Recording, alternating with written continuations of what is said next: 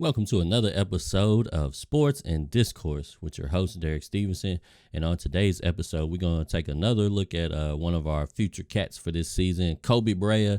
And we're going to get into his game and talk about what we like about him. And so far, man, I'm really enjoying what I see from Koby. I actually, I think he may be a little taller than I initially thought he was. Let's get into some of these highlights.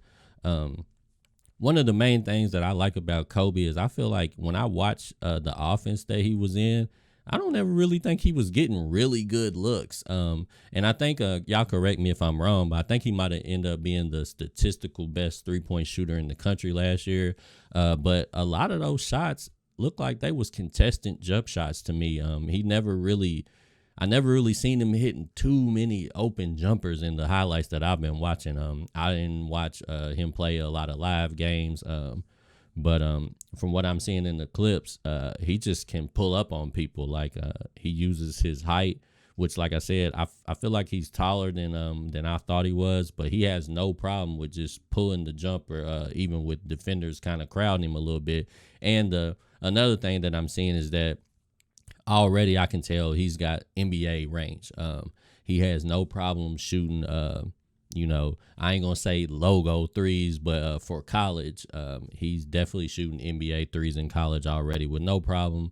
A lot of times it's like he just comes off of a simple pick and roll and he can just raise up, and it's kind of effortless, you know what I mean? And that's one of the signs that I feel like when I see a ball player and I feel like what he's doing is really legit. It's not just fool's gold. I think is when you just see it look real effortless. Like he's not really trying too hard. He can just kind of do it easy no matter who's defending him. And that's what it looks like I'm seeing from Koby, man. Like, it seemed like he, like I said, I don't even know if his offense was even really the best suited to get him good looks. And he's just making it happen. And I feel like when he gets in Pope's offense, he could be a guy that could do some real big numbers with a low amount of shot attempts. I feel like he has the potential to shoot a percentage that's just as good as he did last year, this year, because I feel like, in Pope's offense, potentially he will get better looks because he will be playing with some better players. And I'm not trying to, shit on Dayton. Dayton was ranked in the top 25. So I'm not saying they got a bad team, but I feel like he'll be playing with maybe some better quality ball players and won't have as much pressure on him to score and look to score as often. So if he's doing it easy at Dayton, he probably going to be able to do it easy at Kentucky because, like I said, he's going to have a lot of guys on the court with him that's capable of making stuff happen. And if we get that ball moving around and get guys open looks, I'm looking for Koby to be pretty deadly from behind the arc. But like I said, he just kind of got a smooth type of game. He kind of reminds me of Klay Thompson, the way that, he can catch and shoot pretty decent, and he doesn't really have to do a whole lot to get the shot off. If you remember Klay when he was in his younger years, he was really good at catch and shoot, like plays like that.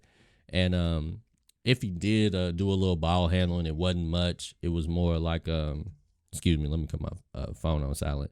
But if he was doing, a little bit of dribbling, it was probably one or two dribbles, and then, he was up in the air shooting. So I feel like he kind of just reminds me a little bit of Klay Thompson, just a real smooth game, easy to get the jump shot off and shoots at a high percentage.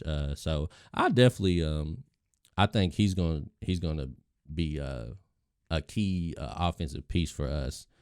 Like I said, he's seems to be a little bit taller than I thought. He's not really explosive. Like he doesn't have a lot of speed. He's not gonna jump out the gym, but he has enough quickness, like I said, to get his shot off. For whatever reason, it just seems like he can just get up in the air pretty easy, and he doesn't really need he needs very little space to get his jump shot off, which it just makes it even easier for him with him not being super fast. But he can get up in the rim and dunk, but he's not gonna like fly through the lane and be like banging on people. But if you crowd him too much, he got the capability to go around you and get to the hole. But I think with Kentucky and him being in Mark Pope's offense, I think he's going to do very well, man. But anyways, that's enough of Koby Brea. I mean, it don't take too much to look at this guy and see what he's about. He's a deadly shooter. Like I said, he was probably the best statistical shooter all season last year. So I'm looking forward to him pretty much being able to follow that up with another season. He looks like he got some pro potential to me.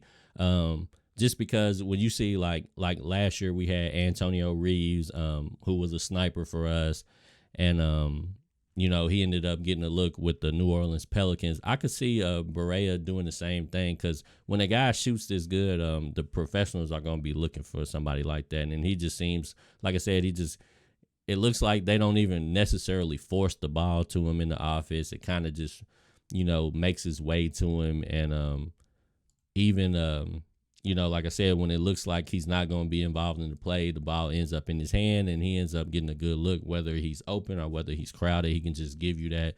He's got that NBA range. So I think he's going to do great things for Kentucky.